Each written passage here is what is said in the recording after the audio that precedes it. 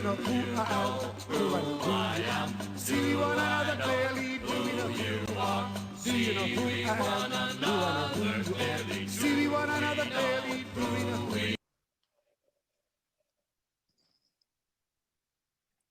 Hey everybody, welcome to tonight's statewide organizing call with the Campaign for New York Health. My name is Yuling Koshu. I use she, they pronouns, and I am based in Brooklyn, New York City. Hello, I'm Ursula Rosam. I use she, her pronouns, and I'm based in Syracuse, New York. And we are the co-directors of the Campaign for New York Health. And we're so grateful that you're here with us tonight to get organized and get ready for collective action together to make healthcare a right in New York State. Before we launch into the organizing, I'd like to pass it over to Jess Ho to go over some housekeeping. Take it away, Jess. Thanks, Yuling and Ursula.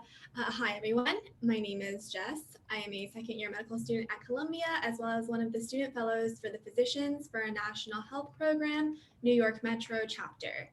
You can access the closed captions in English by finding the closed captions icon in your Zoom toolbar. You can access closed captions in English or Spanish with the URL on the screen and that the team will put in the chat. Thank you so much to Total Caption for tonight's closed captions.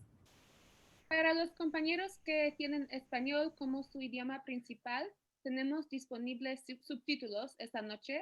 Para ver los subtítulos, pueden seguir el enlace que está en la pantalla y que el equipo pondrá en el chat. Gracias a Total Caption por sus subtítulos. We want to acknowledge that Zoom events often will have folks using different technology, which is great that we can call in from a landline or use the Zoom app on our smartphones, iPads, tablets, or computers. I think we have at least one person participating from a phone line, and this just means that folks calling in from a phone line won't be able to see the slides or speakers, but we will do our best to narrate in a way that makes sense without the visual. As we mentioned in the chat, we are recording, so please turn off your video if you do not wish to be seen. Though we do hope to see as many of your wonderful selves this evening, if you are comfortable having your video on, no pressure.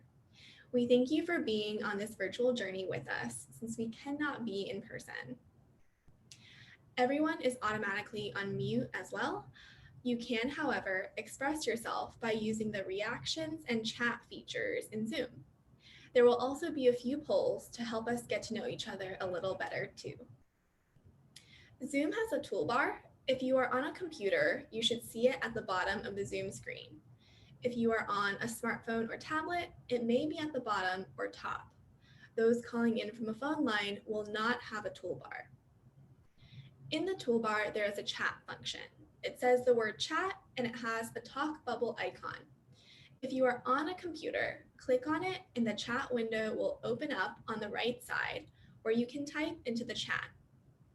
If you are on a smartphone or tablet, tap on the button that says participants and you should see a way to type into the chat there. Go ahead and introduce yourselves in the chat. You could share your name, pronouns, location, and one reason you are excited to be here or one thing you hope to get out of the call. Those calling in from a phone line will not be able to chat this way. In the Zoom toolbar, there's a reactions function. It says the word reactions and has a round smiley face as its icon. When you click on it, at least 2 emojis should pop up, clapping hands or a thumbs up. If you are running a more recent version of Zoom, you will also have additional options. The reaction will appear in the top corner of your video screen to everyone and will disappear after 5 seconds. You can use these reaction options to react to what's happening without interrupting the call. You may also see some of us move our hands like this. This is another way to show support if you like. Those calling in from a phone line will not be able to interact this way. There will be a short time for questions with Assemblymember Gottfried and Senator Rivera. We have questions that have been submitted in advance, and we'll also consider questions using the Q&A Zoom function in your Zoom toolbar. For any questions that get missed or that come up later, please email the Campaign for New York Health co-directors Yuling Koshu and Ursula Rosum. The team will drop their emails into the chat. The team will also drop in the chat a link to the slideshow so you can follow along at home if you like. Okay, I'm just going to take a look through the chat really quick. Thanks everyone for introducing yourselves. The Campaign for New York Health is truly a statewide coalition. I see we have people here from Crown Heights, from Poughkeepsie, from Rochester, Buffalo. Awesome. And we're so grateful to fight alongside each and every one of you in all corners of New York State. Our last piece of housekeeping is free to be. We want you to be comfortable. If you want to get up and get a drink, go to the bathroom, take the Zoom from your bed, stretch, look away, then please do so. Taking care of your needs during this time is important and welcome. This is why we put free to be here. We think it's important to acknowledge the land on which we are based, the occupied and unceded territory of the Haudenosaunee, Wappinger, Munsee Lenape, Canarsie, and Rockaway peoples. With that recognition must come an unwavering commitment to decolonize and unsettle not only the physical spaces we create and share, but our hearts, minds, and politics as well. We must critically challenge the conditions we have been socialized to accept and maintain an unwavering commitment to pursue collective liberation. You can text your zip code or a city and state to 907-312-5085 to get information about the Indigenous people who once lived where you are and may live there today. The hotline is a project of Native Lands. Thank you. So for those who are joining us for the first time or maybe need a bit of a refresher, the Campaign for New York Health is the statewide coalition dedicated to making healthcare a guaranteed right in our state by passing the New York Health Act. The first 9 months of pandemic have shown us why the New York Health Act is so necessary.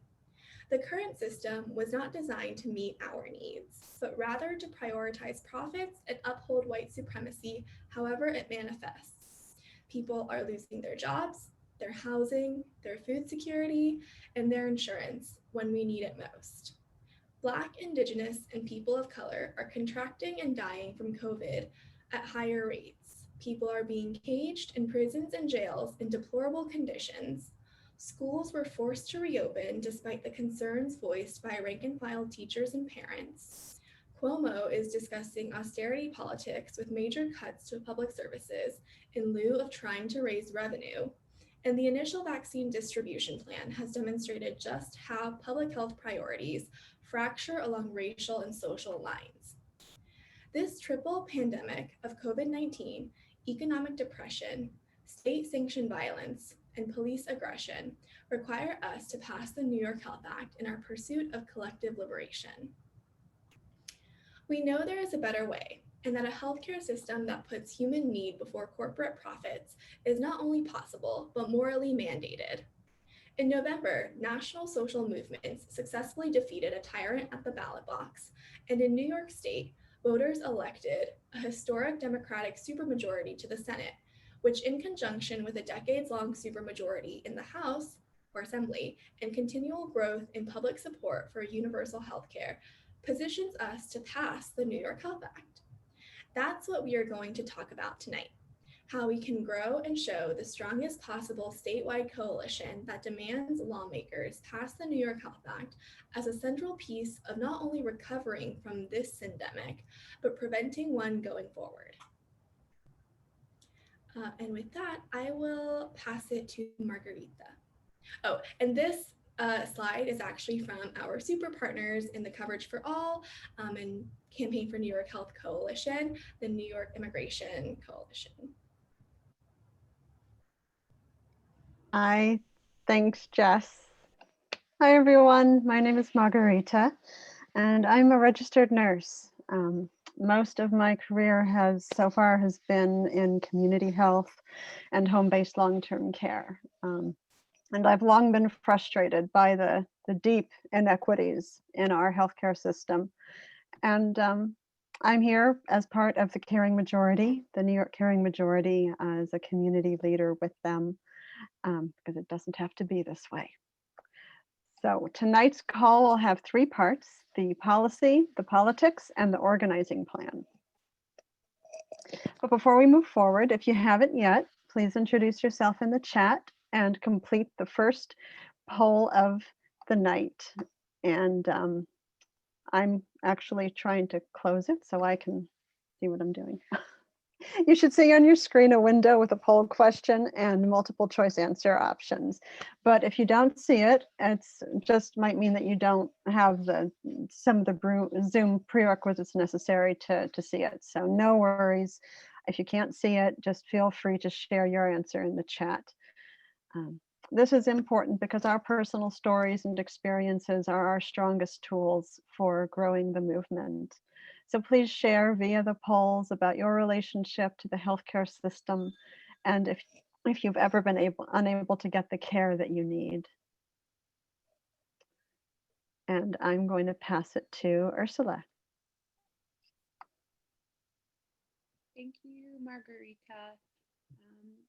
Please take a second to participate in the poll for tonight.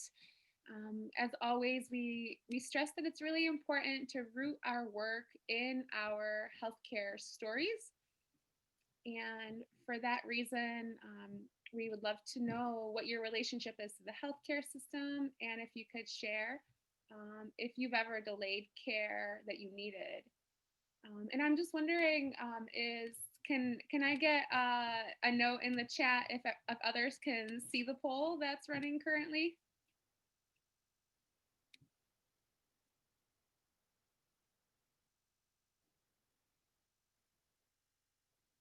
Thank you. Okay, great. Thank you so much. So to move us along, like I said, we think it's very important to root our work in the stories about how this for-profit healthcare system has impacted us. And we're very grateful to have with us tonight Michael Marshall from Rochester and the New York State Poor People's Campaign, who's going to share with us why he's part of the movement for healthcare for all. Good evening, everyone. Thank you for joining me and everyone on this call tonight. I was asked by the New York Health Act if I'd be willing to share some of my personal experience of dealing with the pay-for-cost profit healthcare system. I became involved with this cause about 8 months ago when I was residing in a halfway house here in Rochester, New York. I'm actually in recovery from chemical addiction. And at that time, there was a serious campaign on behalf of the governor to cut Medicaid funding in the state of New York. And that would definitely have had an adverse effect upon my recovery and treatment. So I actually joined the Poor People's Campaign and the New York Health Act and Physicians for Universal Health Care. So that was my initial exposure to it. And then since then, I've been involved on many different campaigns and talks. But as of today, the reason I would like to share with you is that I wrote a letter to the editor about my particular situation, which was 3 weeks ago, actually a month now, I was diagnosed with COVID. And this was the letter I wrote to get the message out. To my fellow citizens of Rochester, New York, and the public at large, I'm writing this declaration and call to action for all concerned individuals to unite and become involved in the passage of the New York Health Act. This is a very crucial piece of legislation that is in full support of comprehensive health care for all New Yorkers. My motivation in addressing this issue stems from my personal reality. I am one of many millions of Americans who've contracted COVID-19. As an African-American male, I am faced with the reality that COVID-19 cases are 2.5 to 4 times greater in Black and Latinx populations. We're twice as likely to die from this disease. I believe in this discussion, there are several moral imperatives and priorities that must be addressed. As a nation, we must come to grips and face the monumental grief and suffering we've been subjected to with over 300,000 deaths caused by this pandemic. We must join forces as a united body to address these issues. As a nation, we must come to grips, We must join forces as a united body to address and defeat this epidemic. We must implement a national comprehensive plan that's based in science and medical research. No longer can we act in naivety and ignorance. In addition to our civic duty to behave and act responsible, we must demand and hold our elected officials accountable to enact public policies that protect and enhance the quality of all human life. Now is the time for bold, decisive will and leadership to bring about comprehensive universal health care for all New Yorkers. Health care is a universal right. It is imperative that the connection between the myriad of social, economic, and medical health crises be viewed as a fundamental precept regarding the quality of life issues. It's a guaranteed human right. Politicians, citizens alike are calling to unify throughout the nation. There's no better time than now to unite around the issue of healthcare. We're more than 9 months into this situation with the pandemic, and it's only getting worse as statistics have shown daily. And no comprehensive plan has been set forth to tackle the multitude of complex issues surrounding it. This pandemic has only served as a true bellwether, highlighting the many existing structural flaws that permeate our profit-driven model of healthcare. Cost prohibitive, inequitable, and disparity of quality and medical treatment, and overall lack of visionary healthcare policies.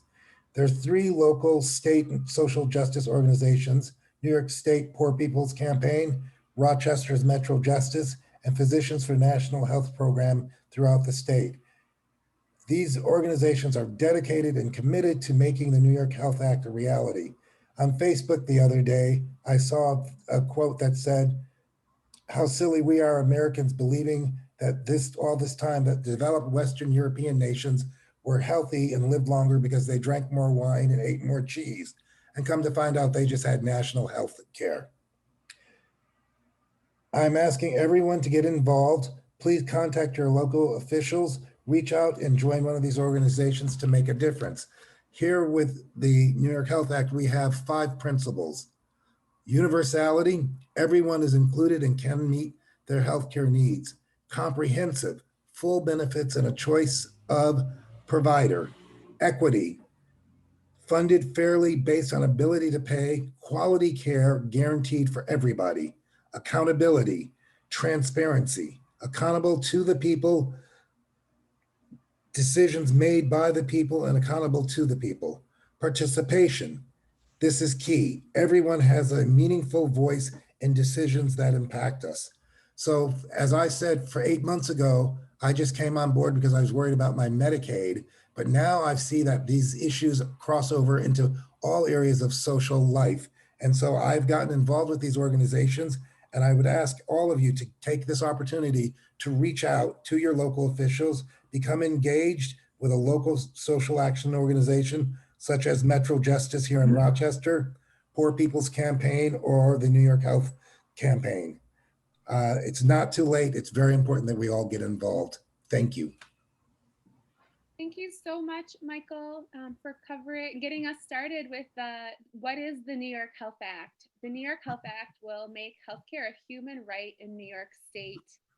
And now we'd like to pass it to our dear colleague and comrade, Carlin Cowan from the Chinese American Planning Council, to briefly go over the question, but how will we pay for this? Good evening, everyone. I'm so glad to be here in this space and in this fight with all of you tonight.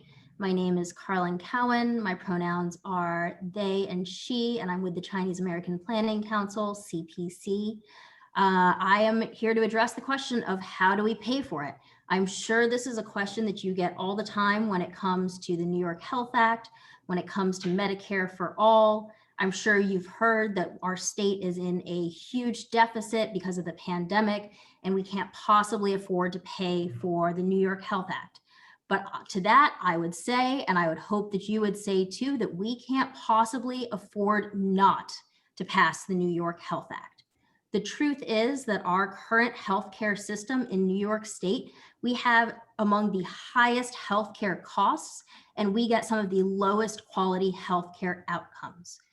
We think that during normal times, it is a moral failing for everybody to not have access to the health care that they need, to not have the guaranteed health care they need and deserve. But during a global pandemic, it is not only a moral failing, it is a public health nightmare that we do not have guaranteed health care for all New Yorkers. But on top of the moral imperative, on top of the fact that we can't actually afford to maintain our current healthcare system, what we see is that we'll actually save money through the New York Health Act. If you could bring me to the next slide, please. What we see is that everyday New Yorkers pay less for better healthcare under the New York Health Act. This is just one sample of what the cost rates might look like for different tax brackets. We don't know exactly what it'll look like, but this example gives us the idea that, in fact, most New Yorkers, over 90%, would pay less for better quality care under the New York Health Act, and those making the least amount of money would not pay at all. It would be a progressive taxation system, which means that everybody would pay what they can, with those who can pay a little bit more, paying a little bit more, and everybody getting better care, no copays, no deductibles, no prescription costs, no surprise bills. Next slide, please. And what we see is, on top of individuals saving money, our entire healthcare system saves money, and everybody participates in it, which means that our collective health is better overall. The Rand Corporation study, the results of which you see in this slide here, show that we could actually extend coverage to everybody, cover those who are undocumented, cover those who are unemployed or gig workers, and we could also provide long-term care for everybody, and we would still save money overall. That happens for two reasons. Number one, because our current healthcare system is full of administrative waste and all sorts of wasteful costs, but also because it's ballooning out of control. Under the New York Health Act, we would actually save money by guaranteeing that everyone is covered, providing coverage from day one, and being able to bulk purchase and negotiate all of our medical supplies and prescription drugs. And we've actually seen that this isn't just the New York Health Act. The most exhaustive study of Medicare for All ever published dropped last week. I'll share this link in the chat for you. And it actually shows that at a national level, Medicare for All would cover everyone in the United States while saving us hundreds of billions of dollars a year.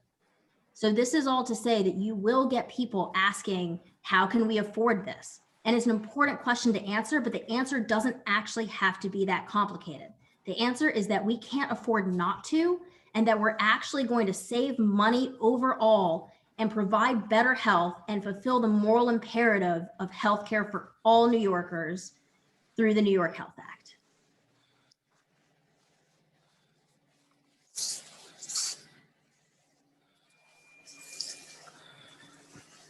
Thank you so much, Carlin.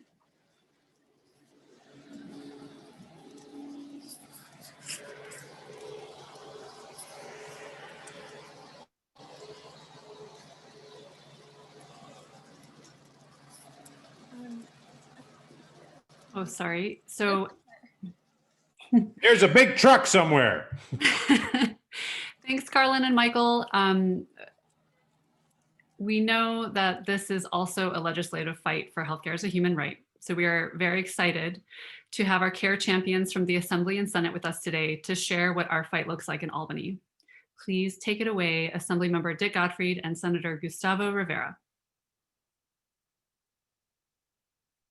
Good evening to one and all, to folks all across the state who are tuning in right now. I'll actually take a moment of personal privilege at this moment, considering that this policy that we're working on, that we will achieve together. One of the people who was incredibly important in the last couple of years in this particular policy, but has been involved in healthcare policy for as long as her public career, as long as she's been in public life, was a person that, her name was Kristen St. Clair. She was my committee director. She passed away last week. Considering the fights that we are having, and the fact that she played such an important role in shaping this policy that we're talking about today and so much more, I just thought it necessary to not only bring her up, but talk about how important she was not only to me, but to this effort. And there were many times when she showed me how her deep institutional knowledge and a deep commitment to other people showed up every time that she was in a room debating an insurance lobbyist on this policy. One of the best things that we will ever watch was that. And so I would not be able to do this without acknowledging that this happened. So I will take that moment of personal privilege and thank you all for it. And I will send also my love and affection to all, and my support to all of you who have been touched by this goddamn disease this year. And hopefully this will make us commit ourselves even harder to this fight, which we must win for all of our families, all of our communities, and for all those folks who are no longer with us. Dick, go ahead. Gustavo, thank you very much. And all I can add about Kristen Sinclair is that, and you've heard me say this frequently, when you became chair of the Senate Health Committee, when we got rid of the Republican majority, and you were looking around for who should you hire as your committee director. And in my office, when we heard that you had decided to keep Kristen Sinclair on in that position, there was like singing and dancing and partying. We were just so delighted that we were going to keep working with Kristen. And she's really going to be missed. But let me talk about tonight's topic. For what's coming this year. Couple of things. One is, well, we've got a lot of good news. We have more Democrats in the Assembly than we've ever had in anyone's memory, or anyone's memory of anybody else's memory. More Democrats in the Senate. Certainly in the Assembly, we have a bigger freshman class of Assembly members, of Assembly Democrats, 19, bigger than any freshman class, at least going back to 1974 that I remember, and probably even further back than that. And it's not only more Democrats than ever before, it's, if I may say, better Democrats, overwhelmingly younger, more progressive,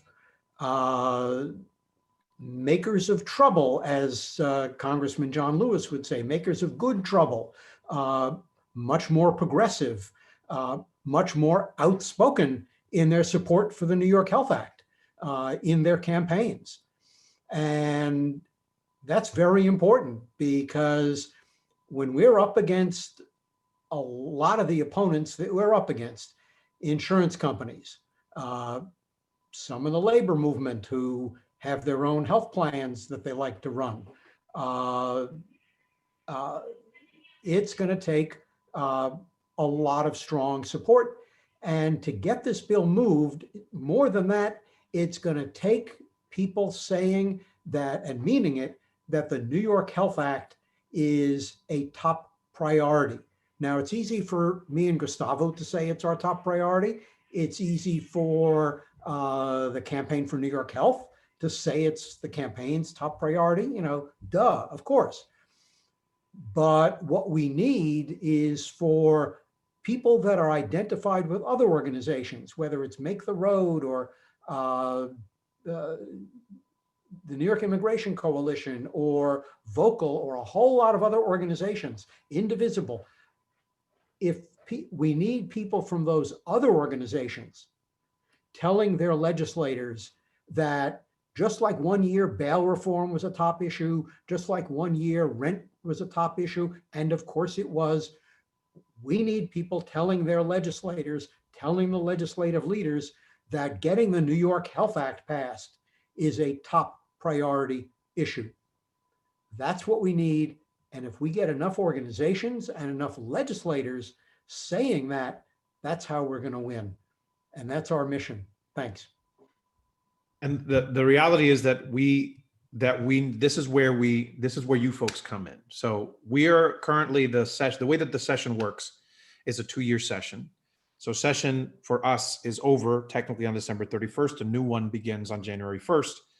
And all the bills that did not pass will die. We have to reintroduce it, right? So the bill, we will be reintroducing the New York Health Act, but what we would really want to do is reintroduce it with far more sponsors than it has before.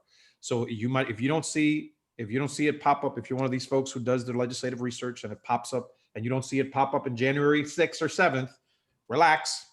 We want to make sure that we build the numbers. Now, how do we do that? Now, the thing is that as Dick said, we have a lot of new members in the legislature and a lot of louder members in the legislature and folks who understand how essential it is, just like Carlin said a little bit earlier. We can't afford not to do this. And this year should have shown us that. But please recognize the last mile is always the hardest. It's going to be an uphill battle, but this is where you come in. What's important to understand is that stories are the ones that actually drive this whole thing. Connecting directly with your legislators is how we get to do it. And it's not just with your legislators, but you doing it with other individuals. Now, the way that if you are on this call tonight, it is because you believe and understand how essential it is to pass this bill in the state of New York. Now, I want to make sure that you do some organizing in your own neighborhoods, in your own networks, to make sure that, as Dick said, it becomes a priority across the board. Now, and I'll just want to underline this quickly before I pass it back to Dick. There are particular issues in the last few years that we have seen pass very quickly, and we have been building up the energy to do it. I'll go back to my first year in the legislature in 2011 when we passed marriage equality. That was not the first time that it was considered, but it had reached a certain moment in which it was essential for it to be done. And many people who had other issues that were important said, this is something that we are close to the end and we need to get done. So what we need to do is, with this organizing that happens all around the state, we have to make this a priority for all organizations, because we recognize that whether you are a housing organization, whether you care about criminal justice, whether you care about the environment, whether you care about environmental justice, whether you care about any of these things, health is something that actually can unite all of us. We have to make sure that we guarantee healthcare to every New Yorker. We can do it. And it is with your help, in coordination with the campaign, that we can actually do this. So in coordination with the campaign, we want you to meet with every legislator. The ones that are already on board, sit down to thank them. But the ones that aren't on board, and we'll get to that, but the ones that aren't on board, then it's about making sure that we put the pressure on them. And then we do it to actually get from January through March, and Dick is going to talk about this. Okay. Yeah, so the legislative schedule, this bill is not going to be part of the budget timetable.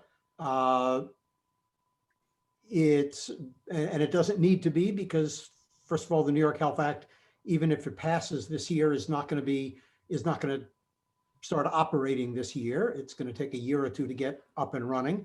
And the bill includes its own revenue stream. So it doesn't have to be done as part of the budget, and it won't. From January, February, March, we will be rounding up more supporters for the bill, working with all of you.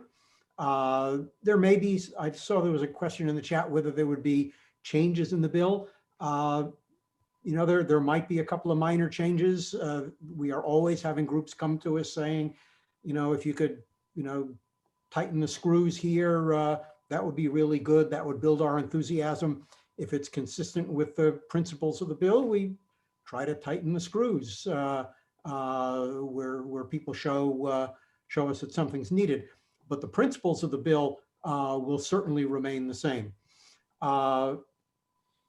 And so during that period, we'll be building, and you'll be building, community support, getting more organizations on board, getting more organizations telling their legislators that this is a top priority for 2021, and getting legislators to sign on as co-sponsors, so that we, which is, among other things, a way of demonstrating real strength and demonstrating that people have not been scared off by insurance industry propaganda or whatnot. And then once the budget gets done in late March, beginning of April, starting in April, May, we start working on moving the bill out of committee. It will probably have come out of the Health Committee even before that, but the big obstacle then is getting it out of the Ways and Means Committee in the Assembly. I don't know whether it goes to the Senate Finance Committee on the other side. It does. And then getting the leadership of the two houses committed to bringing the bill up on the floor for a debate and a vote. And the debate, may not sound like a big deal, but towards the end of the session, the calendar on the floor of both houses gets to be pretty crowded. The New York Health Act is not the only one that's going to be ripe for a vote in May. There are going to be hundreds and thousands of bills.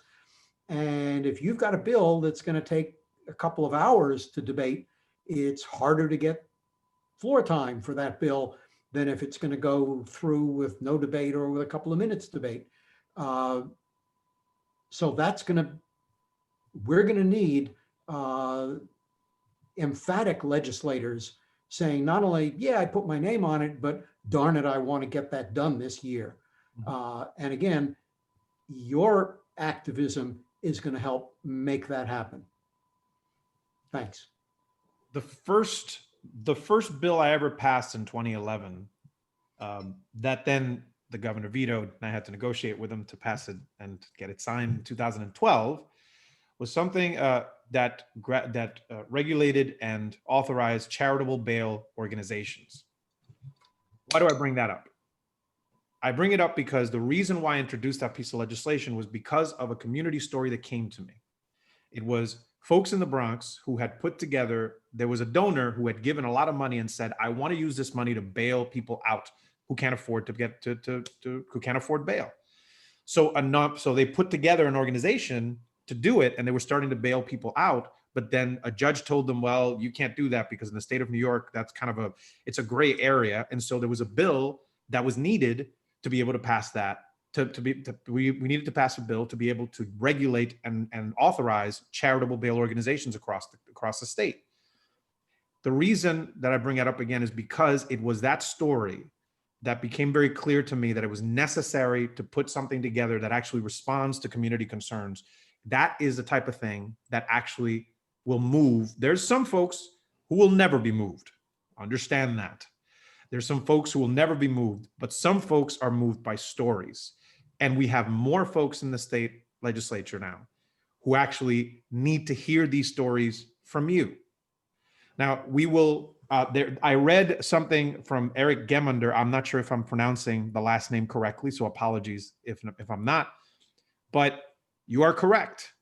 We were close a couple of years ago, and now we're still this close. As I said earlier, the last mile is always the most difficult.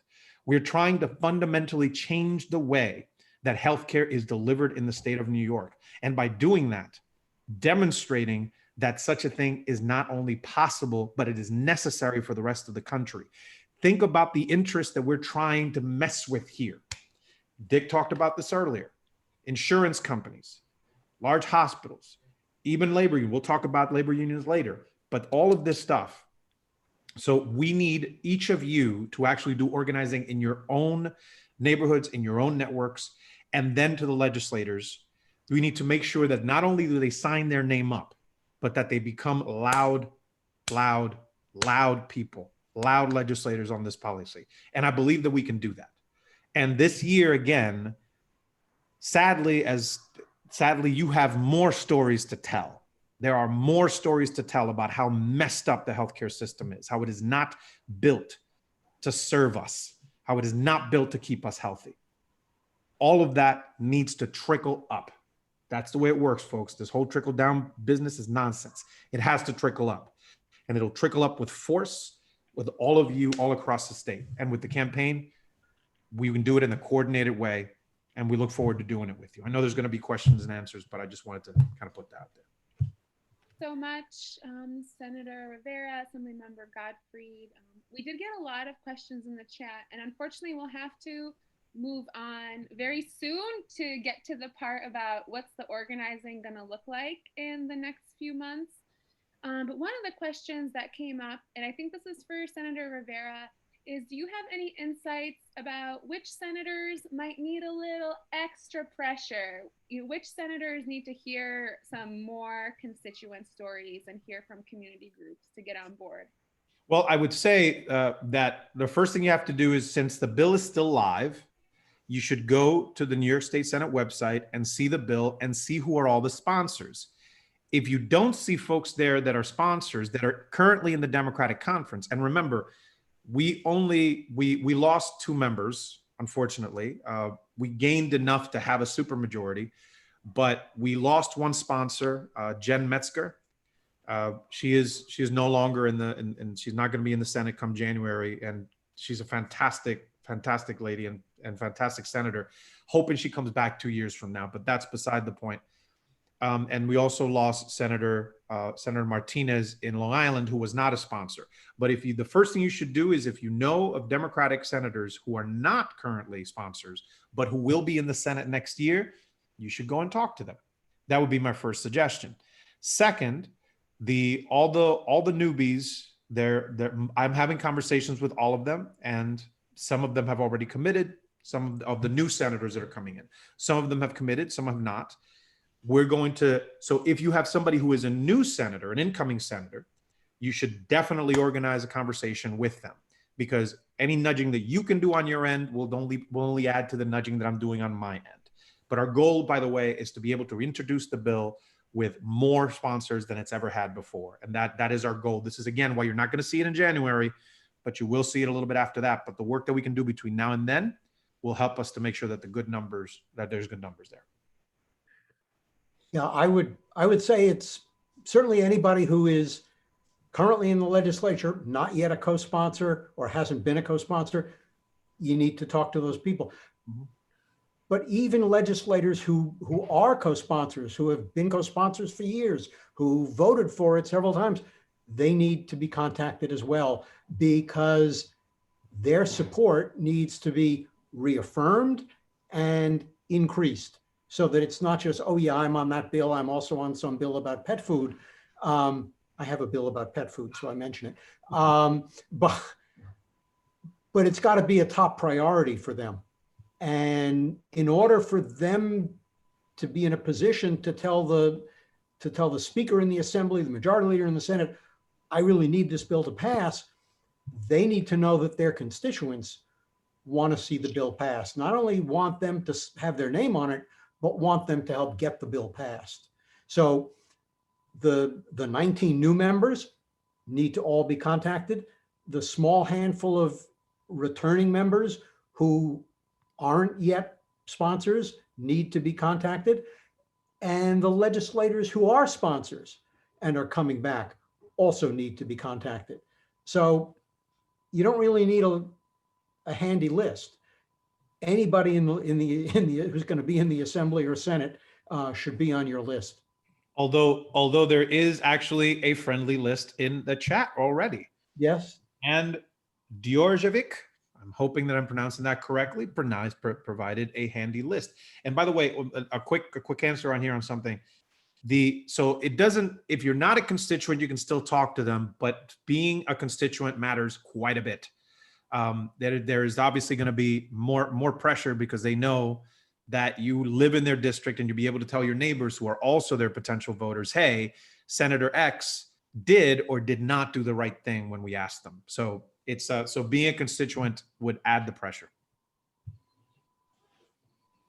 Thank you, as always, Assemblymember Gottfried and Senator Rivera. We are so grateful to have strong champions like you fighting alongside us in the legislature. And I think you really laid out the political environment that should make for a very exciting and promising year in 2021.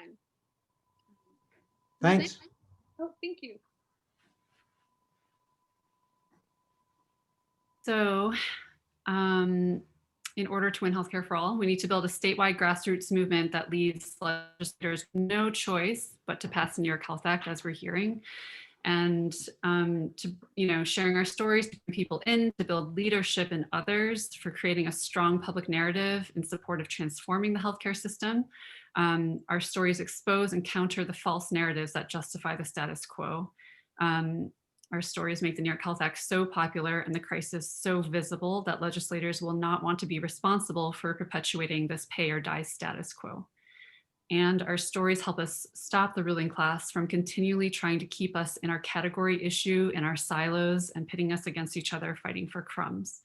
So we want this clarity through our stories about what we are up against and motivate others to join us. Campaign for New York Health is committed to building a movement that centers the leadership of all of us who have been hurt and failed by the current privatized healthcare system, and by taking our stories and our collective power directly to legislators, especially at this critical time. We believe that stories that show how our communities have been hurt during COVID are especially critical. And we really need to be creating a narrative that to build back better in New York, if we want to guarantee racial justice and freedom for all people, we really need to be passing the New York Health Act. And how are we going to do this? We're going to go through a few tools that fall under the framework of relational organizing.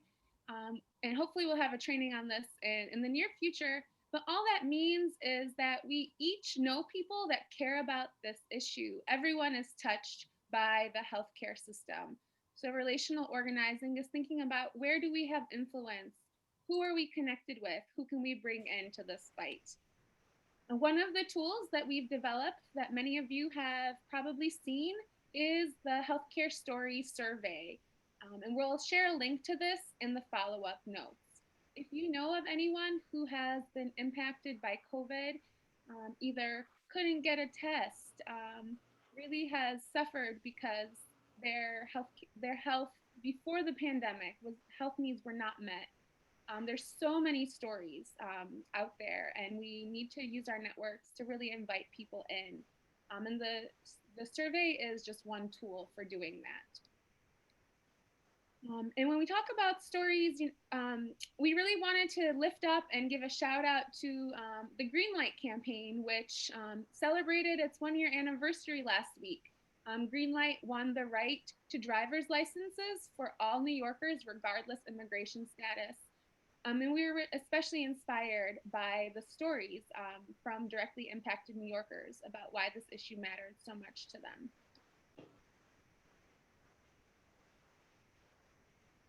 So how do we put our theory of change into concrete action? And also, now that we know the political landscape, what does it look like in practice?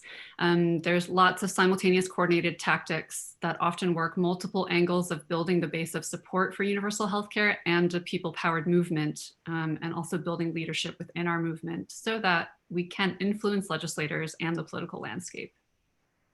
So one of the things on the horizon in January is a statewide day of action that generates thousands of calls and messages to legislators in support of the New York Health Act. And we'd love to have every grassroots activist and organization on board to have the biggest day of action ever for the New York Health Act. We're talking about thousands of calls. Back in the spring, legislators told us that when a coalition came together to oppose Medicaid cuts, that this really made a difference in postponing some of the worst cuts to New York's Medicaid. So legislators really took notice when we took collective action. In the coming months, we will also be organizing meetings with state legislators. And we would love to work with you to make sure that we're sharing with legislators why this issue matters so much to us. As Ursula explained, meeting with legislators as a coalition makes us and our case for the New York Health Act stronger. So another way that we add to strong public support to our legislators is by submitting memos of support. This statewide movement has built so much energy that we have inspired memos of opposition by the people who benefit from the status quo. So it is important that organizations and businesses submit memos of support of the New York Health Act. And we can share a sample memo with you that you can simply tweak or use as inspiration. And you can send it to the offices of the Assembly and Senate and forward us a copy at the Campaign for New York Health. We know from our legislators that submitting as many memos of support as possible to hit the offices before the bill is reintroduced is extremely impactful. And we are happy to provide assistance here. Next slide.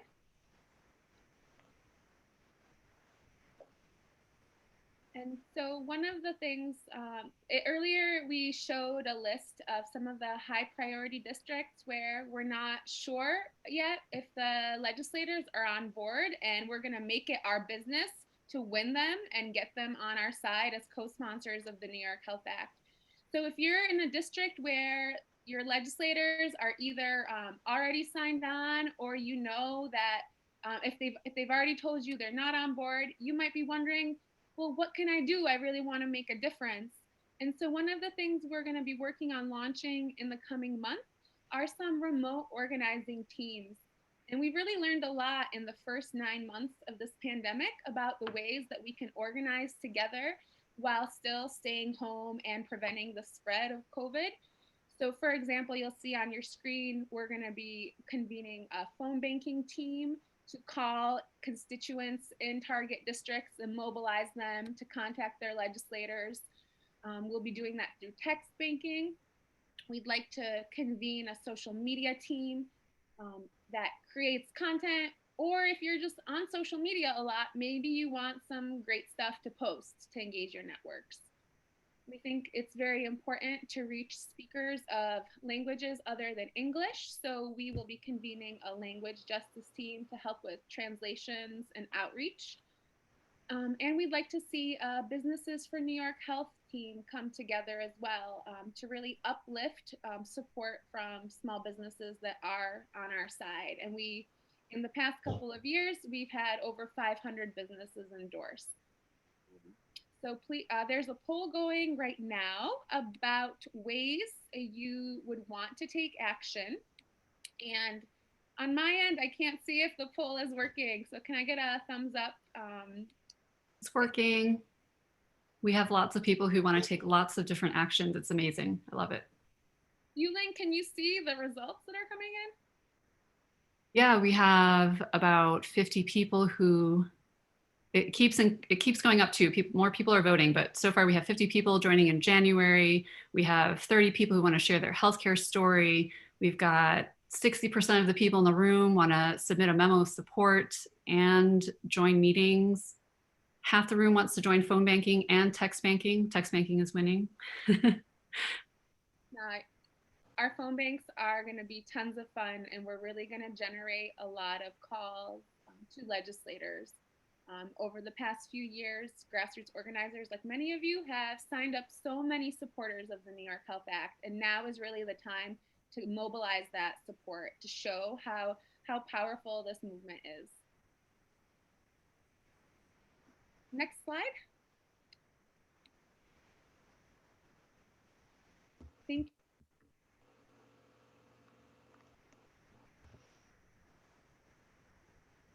Ursula, how are you feeling about an action right now? We're coming up against 6 o'clock, so I think we're running out of time. Yuling did flash the slide about donating to support the Campaign for New York Health. The Campaign for New York Health is funded through a mix of support from organizations, through foundations, and we hope also through the grassroots. We're able to stand up to the formidable opposition of the well-financed insurance companies, thanks to your support. So if you want to see the Campaign for New York Health succeed in the coming year, We really hope that you will donate whatever you can to make sure that we can keep working together in 2021.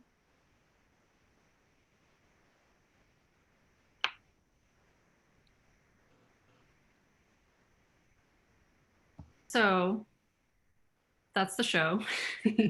Thanks so much, everyone. We hope you have a happy new year. We can't wait to win guaranteed universal health care for all in 2021.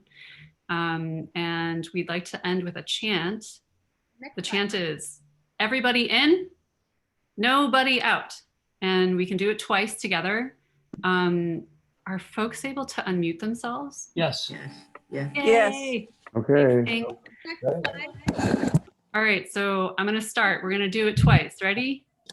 Everybody in. In. Nobody Everybody out. out. Everybody in. Everybody out. Oh, thanks everybody. Forward together. And Now, we will one see you again. step Yes. Yuling, can you stop sharing your screen for 1 second? Oh yeah. Oh my gosh. Let's do that again. Can we? Ready?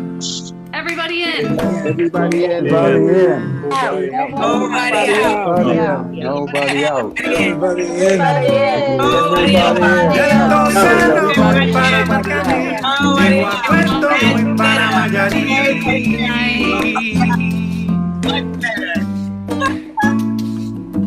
Del Tosadro voy para Marcané, llego a Cuento voy para Mayarí.